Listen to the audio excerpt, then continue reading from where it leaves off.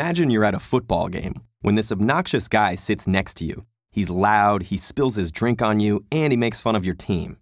Days later, you're walking in the park when suddenly it starts to pour rain. Who should show up at your side to offer you an umbrella? The same guy from the football game. Do you change your mind about him based on this second encounter? Or do you go with your first impression and write him off? Research in social psychology suggests that we're quick to form lasting impressions of others based on their behaviors. We manage to do this with little effort, inferring stable character traits from a single behavior, like a harsh word or a clumsy step. Using our impressions as guides, we can accurately predict how people are going to behave in the future.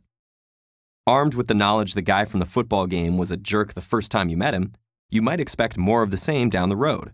If so, you might choose to avoid him the next time you see him. That said, we can change our impressions in light of new information. Behavioral researchers have identified consistent patterns that seem to guide this process of impression updating. On one hand, learning very negative, highly immoral information about someone typically has a stronger impact than learning very positive, highly moral information. So, unfortunately for our new friend from the football game, his bad behavior at the game might outweigh his good behavior at the park.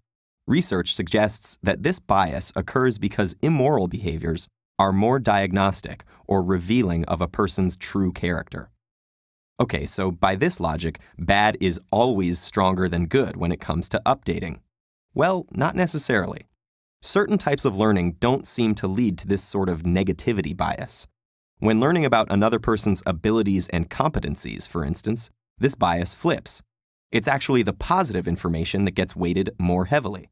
Let's go back to that football game. If a player scores a goal, it ultimately has a stronger impact on your impression of their skills than if they miss the net. The two sides of the updating story are ultimately quite consistent.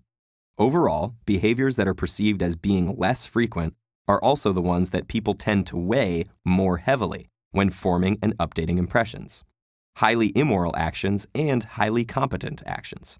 So, what's happening at the level of the brain when we're updating our impressions? Using fMRI, or functional magnetic resonance imaging, researchers have identified an extended network of brain regions that respond to new information that's inconsistent with initial impressions. These include areas typically associated with social cognition, attention, and cognitive control.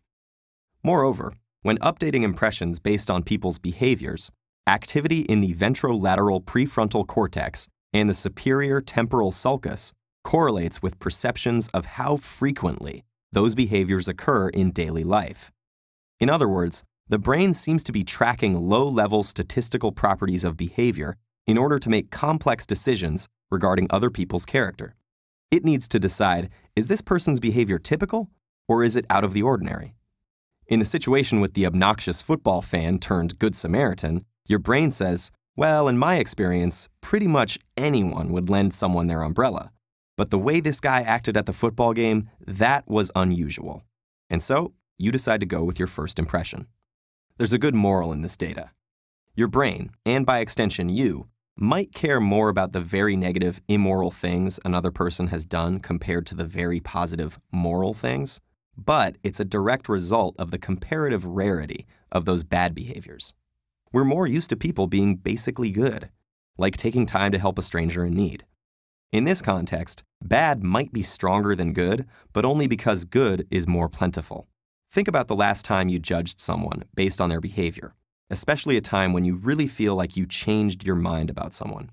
Was the behavior that caused you to update your impression something you'd expect anyone to do? Or was it something totally out of the ordinary?